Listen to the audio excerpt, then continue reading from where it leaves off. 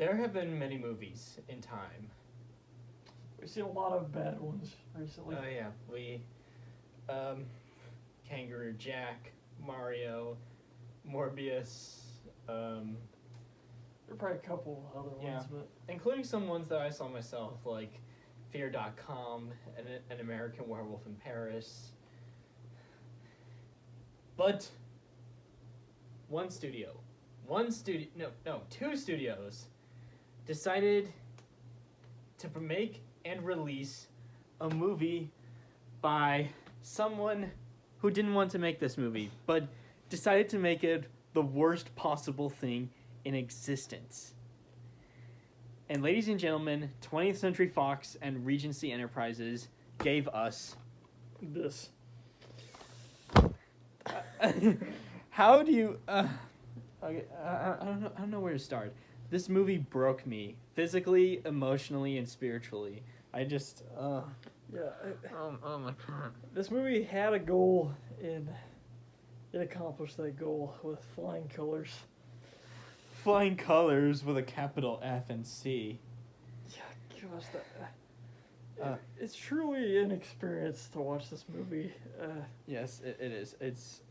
There were like in the promotional material, it talked about this was going to be like a moment in cinema that was going to change cinema forever. Specifically, the Freddy Got Fingered MTV special. Yeah, it can change you, watching this film. Yes.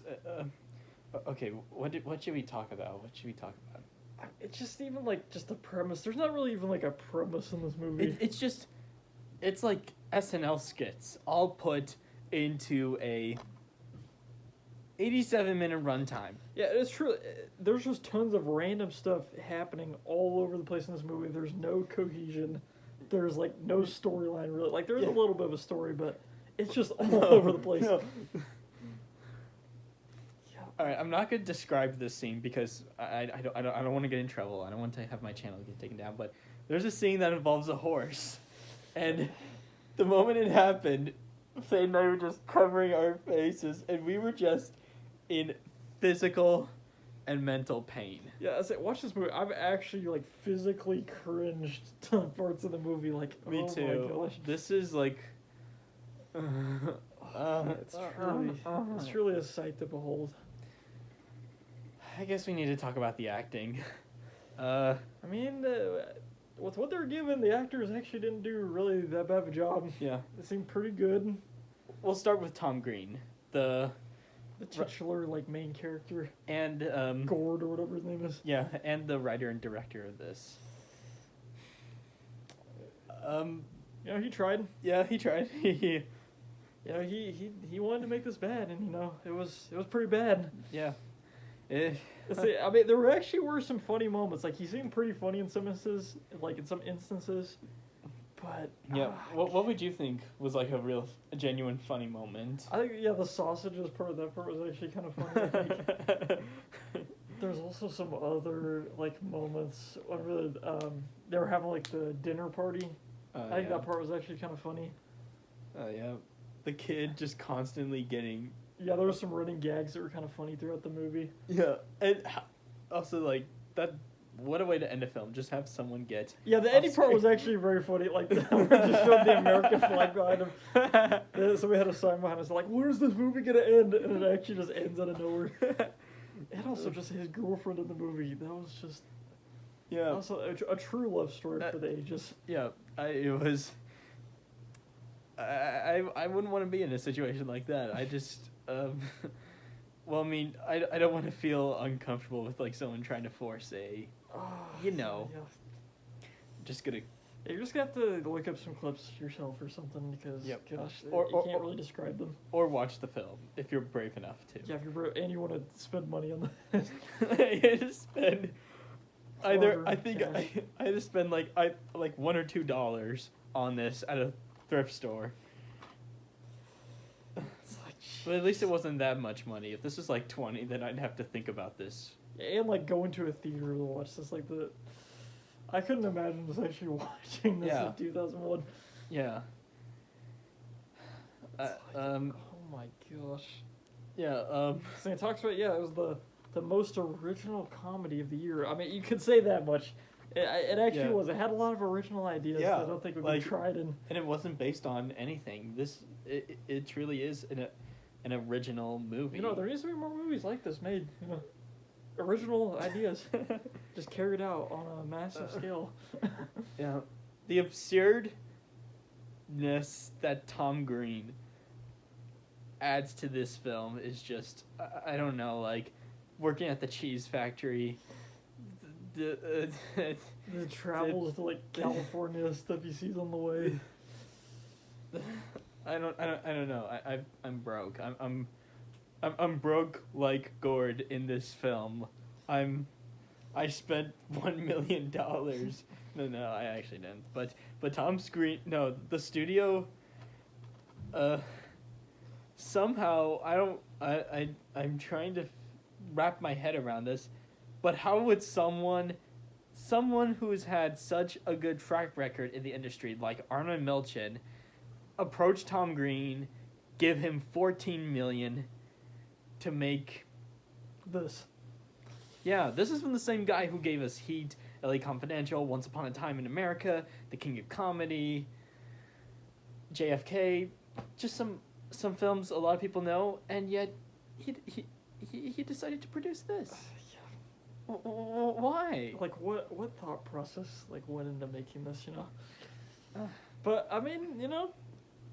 If they want to make a bad movie, they made a bad movie, you know. I'll give Tom Green this. He does know how to skate. That was actually kind of sick. That was one part of it. That was pretty cool. But some of the stuff he does, like licking the like his friend's bone that was sticking out of his leg. Yeah, taking a baby and just whirling around like a lasso. And the elephant scene. And just getting, like, somehow making a magical plate of sandwiches appear out of nowhere. And then... And just the continuity. There's no continuity. There's no continuity. Like, there's a scene where they're captured, and then the father's just chugging a beer. He doesn't finish it. When it cuts, it's empty. I actually really like that. I think... Yeah, one of the funnier characters was the dad, I think. Yeah. The dad was actually pretty consistently just off the wall the whole time, just like Tom Green. I say that this was kind of the precursor to a lot of the humor and stuff that you see nowadays, where it's truly just like absurd. Yes. Stuff is just all over the place. Yeah. Because he ended up doing a lot more stuff like that afterwards, but gosh. Yeah. This one took it a little bit farther than most other things, I think. Yeah. It actually did succeed being funny in a lot of ways, and then in some ways I was like... Yeah. Let's see. Drew Barrymore's in this for like 2 scenes. She says she admires Tom Green's like work, and then immediately got separated from him like a year. Talk about timing on that. Yeah. She just gets randomly shoved into like what looks like toxin bottles or something. Yeah, and also Gord's girlfriend in the movie, Betty. Yeah. She's an interesting character, you know. Yeah, she is interesting. And the zebras in America was actually kind of well animated. Oh yeah, and look at my calves, Yeah. And Freddy in the movie. Freddy's not even the main character. He's just kind of in there for a second. It's like his little brother. Yeah. Yeah, I don't know why the movie was called that for that scene, but... Yeah, and also just Shaq just shows up out of nowhere. nowhere. Shaq is just in the movie. like no reason. He's just there. And I think they got an actual, like a couple of news reporters to actually say, like, I think those were real ones. Like, really? I think for that time period, they were actually real newscasters. Yeah. Like, I don't know how this movie was actually made.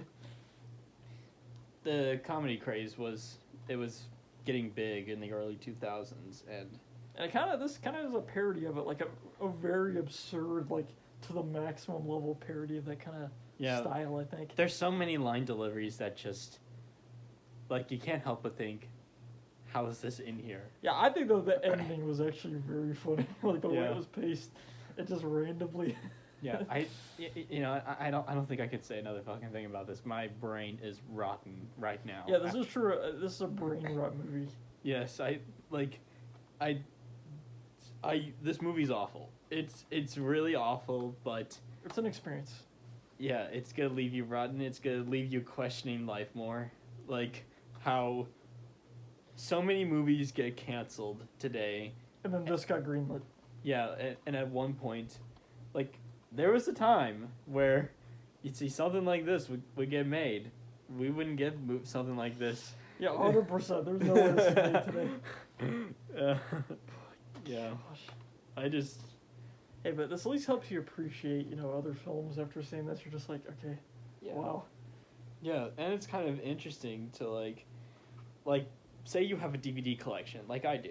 I sort my films by studios, and I go through it, and I'm like... And you look at the title, and it says it all. Yeah, and you're like, how did the studio that made Star Wars, Terrence Malick's The Thin Red Line, and Fantastic Mr. Fox made this? That truly is kind of baffling, but, like, it actually was kind of a fun experience watching this stuff. Yeah, Very it was harrowing experience in some ways. It was fun getting to cringe at it and just, like, be disgusted by all the things. And then it kind of made the funny moments better because they were actually kind of funny. Yeah. And some of the stuff I was just kind of amazed by, like, how, like, Like the budget, how was this even put into the film? Yeah, like, going to... I forgot what it was. I think it was, like, Pakistan or something. Yeah, I think so. And, like, getting a helicopter, just, Yeah, the helicopter part, like... Yeah, and the fact also that Tom Green showed up to the Razzies and brought his own red carpet. Yeah, he actually showed up. It really says something about him. I think he truly wanted to set out to make, like, a bad movie and stuff, and... By golly, he succeeded. did it. Yeah, this is one of, like, the worst films of all time. But, at the same time, it's kind of worth the watch just to see how you, like, interpret this. Yeah. It's a very interesting experience, I'd say the least. Yeah, I think I'm just gonna crash after this. I'm just... Yeah, because it works your brain. Your brain is gonna kind of not Yeah, function like, after this. you get kind of dizzy after watching this, and you're like... Oh. You start, like, rethinking your life choices, Yeah, you have to think about, like... You need to think for a moment. Like, just... Like, whatever you're doing, whether you're filing your taxes or working in an industry or something, just stop. Just stop and just kind of think. Just think about life. And think about how we were able to end up with Freddy got fingered. Yeah. Well, I guess that's it. Thade, I am so sorry for having... It looked like you went through so much pain. Hey, but you went through the pain too.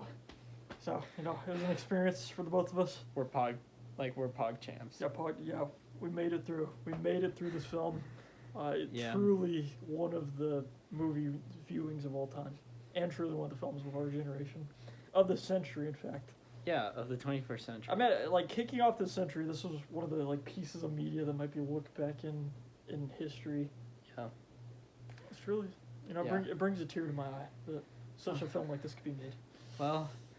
I hope you guys have a horrible night, and just, if you want to have an interesting experience, you can watch this, but... Yeah, it'll make you want to get an organ and just, no, wait, is that? I think it was like a piano or something. And, yeah, and just get some strings and sausages and just kind of... That's what your brain's going to be, like, doing in the background when you're sleeping at night. Or when you're taking a test. Anytime you close your eyes, you're going to see this. At least for a couple of weeks. I think I'm going to be seeing this in my nightmares for a while. I'm going to keep sending you videos. All right, I think we said enough. Yeah. That's our thoughts. I can't wait for what the next... I'm not going to have too many after this, but, Yeah. I hope my brain is going to have to kind of just recover from this, but, It will. Signing off. See you guys.